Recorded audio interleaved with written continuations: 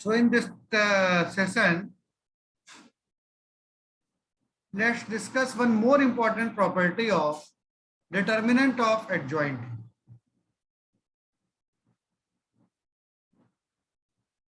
How to find the or how to prove that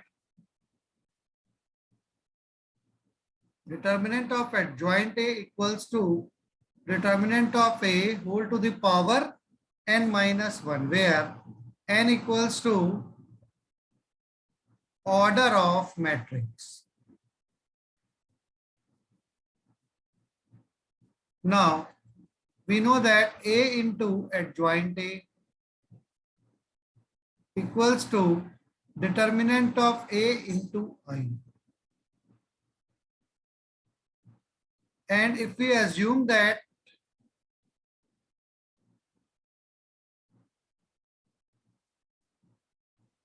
determinant of A equals to K, it means that A into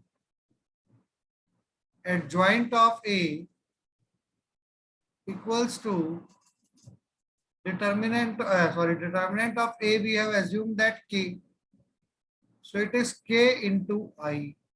Now if you find determinant both sides, so determinant of A into adjoint of A equals to determinant of K into I. Now we have earlier studied that determinant of,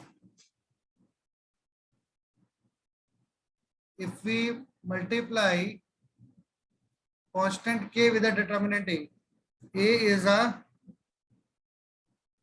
matrix. If A is a matrix, capital A is a matrix of order n, then determinant of K into A, where K is a real number, will be given by K to the power n into determinant of A. Determinant of K into A equals to K to the power n into determinant of A. And one more property which we have studied, that determinant of AB equals to determinant of A into determinant of B. Now A into adjoint A determinant means determinant of A into determinant of adjoint A equals to K into I determinant means K to the power n into determinant of I, where n is the order of determinant which is given in the question. And determinant of A we have already assumed that is equal to K. So we write K into determinant of adjoint A equals to K to the power n into, and determinant of an identity matrix is always 1. So K to the power n into 1. It implies determinant of adjoint of A equals to this K to the power n upon K, that is K to the power n minus 1. So the determinant of adjoint A equals to value of K is determinant of A whole to the power n minus 1. So the determinant of adjoint A equals to determinant of A whole to the power n minus 1. Similarly, if order of A is 2. So now we will prove this property when the determinant of A, when order of matrix is B, if order of matrix A equals to 2. If we write it directly in this, determinant of adjoint A will be equal to determinant of A whole square. But if we again prove it for the matrix with determinant with the order 2, adjoint of A into A or A into adjoint A is again determinant of A into I. And if we find determinant both sides, determinant of A into adjoint A equals to determinant of A into I. If as we put determinant of A equals to K, so we get, and again one more property of determinant, that determinant of AB equals to determinant of A into determinant of B. So we can write determinant of A into determinant of adjoint A equals to determinant of A whole to the power 2 whole cube. Order, we have assumed that determinant of K is K. So first we will change it to K. So determinant of Ki, it implies, we know that determinant of A is K.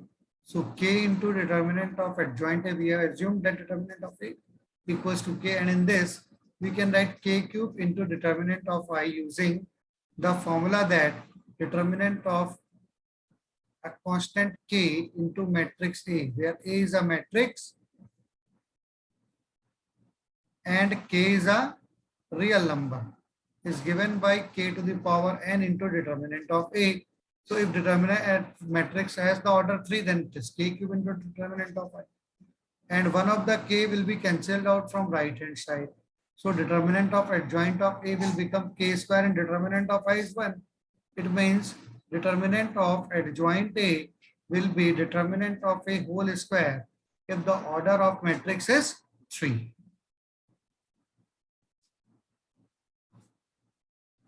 So hope you all must have understood how can we prove that determinant of adjoint A equals to determinant of a whole square if A be a non-singular square matrix of order 3 cross 3. Now, if you discuss about question 10, it is written that if A equals to 2 lambda minus 3 is the first row, 0 to 5, 1, 1, 3, and A inverse exists, means A is invertible. Inverse exists means A is invertible only when determinant of A is non-zero, that is matrix is non-singular. So for this, the determinant of this matrix 2 lambda minus 3, 0 to 5, 1, 1, 3 must be not equal to 0, must not be equal to 0.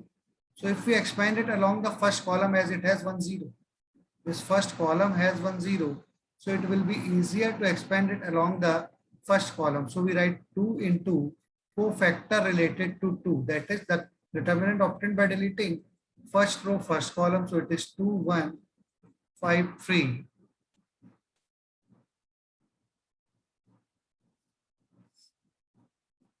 And then the second minus 0 into this determinant when multiplied to 0 will give 0 only.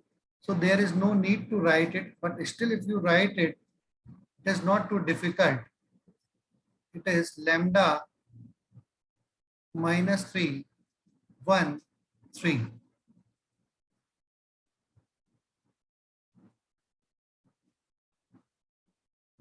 And third is again plus 1 into determinant of lambda 2 minus 3, 5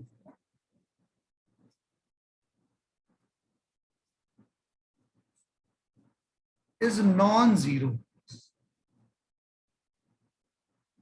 It implies 2 into 2, 3 are 6 minus 5 minus 0 plus 1 into 5 lambda plus 6 is not equal to 0. It implies 2 plus 5 lambda plus 6 is non-zero. It implies 5 lambda plus 6 plus 2, 8 is non-zero. It implies 5 lambda is not equal to 0 minus 8, that is minus 8. So lambda is not equal to minus 8 by 5, means lambda belongs to all real numbers except minus 8 by 5. Means value of lambda can be all real numbers except that number which is making it an non-invertible matrix, that is which is making it a singular matrix, that is which is making determinant of A is 0. So we will exclude that value which is making determinant of A equals 0. and we are taking those values which are making determinant of A not equal to 0. So all the values except minus 8 by 5 can make it an invertible matrix. So the value is infinite values exist which are making it an invertible matrix. Question 11, if A is a square matrix of order 3 cross 3, then show that A square whole inverse equals to A inverse whole square. Okay. A is a square matrix of order 3 cross 3.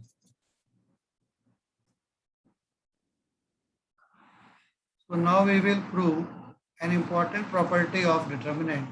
If A is a square matrix of order 3 cross 3, then we have to prove that A square whole inverse equals to A inverse whole square. Now we know that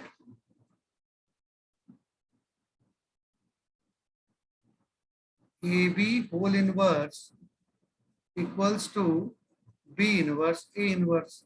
So in place of B, if we write A, so A into A inverse will be A inverse into A inverse. In place of B, there will be A. Put B equals to A both sides. Now this A into A means A square whole inverse equals to A inverse into A inverse will be A inverse whole square. This is what we have to prove. Hence, prove that A square whole inverse equals to A inverse whole square. So this is also one of the most important properties of inverse of a matrix, and or we can say inverse of product of a matrix. Clearly we can find a formula for this question number 12, in which we have to prove that, in which we have to find the A cube whole inverse. It will be clearly A inverse whole cube, or if you want to prove it, first we will use this property again.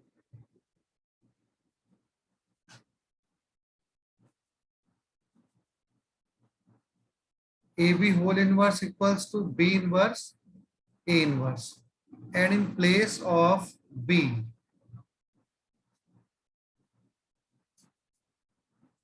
if we put A square,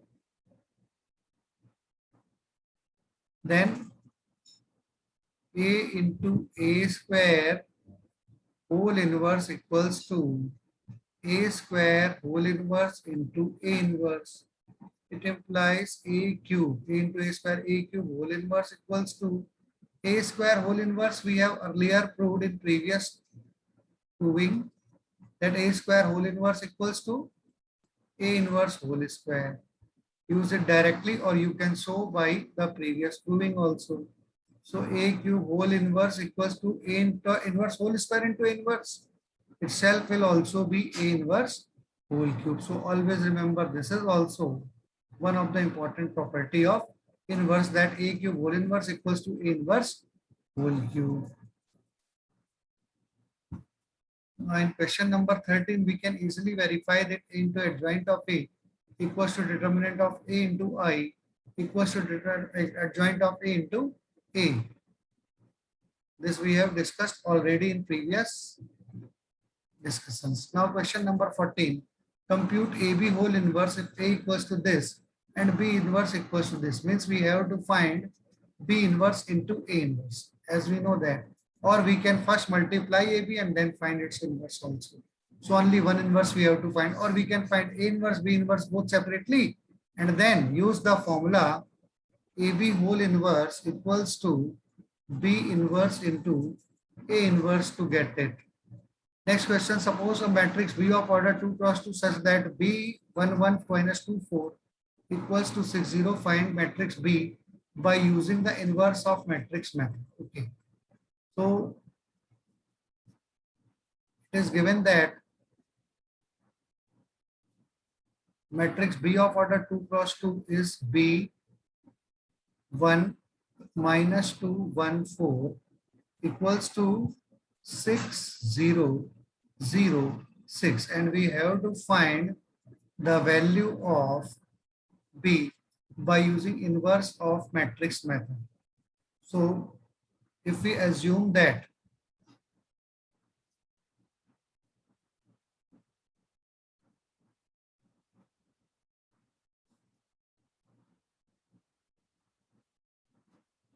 A equals to 1 minus 2, 1, 4. So we can write B into A equals to 6 into I. This is 6006, or we can write it 6 into 1001 with 6I. As it is the determinant, it is the matrix, so we can take only common 6 one times. Now BA equals to 6 into I. So if we now multiply both sides by A inverse, it is 6 into I into A inverse. Now A into A inverse is I. So B equals to 6 into and I into A inverse is A inverse itself. 6 into A inverse. So 6 into, now A inverse means 1 upon determinant of A into adjoint of A. And we know that 1 upon determinant of A means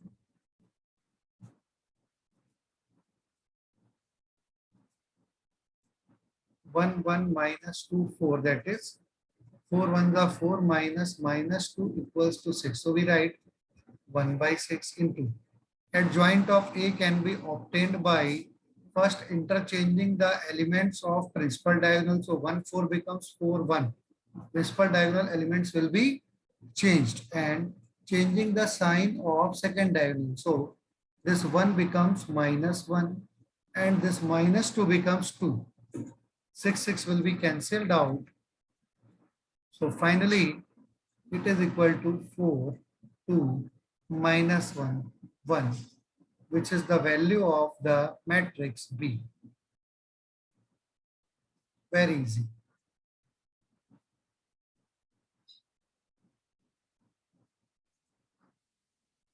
Using all these properties, you can solve the remaining questions also. So continue to solve the questions and continue to watch the videos to get the solutions for the remaining questions and the method and the properties which are used to solve these questions. Okay. And continue to share the videos with others and like and subscribe the channel also.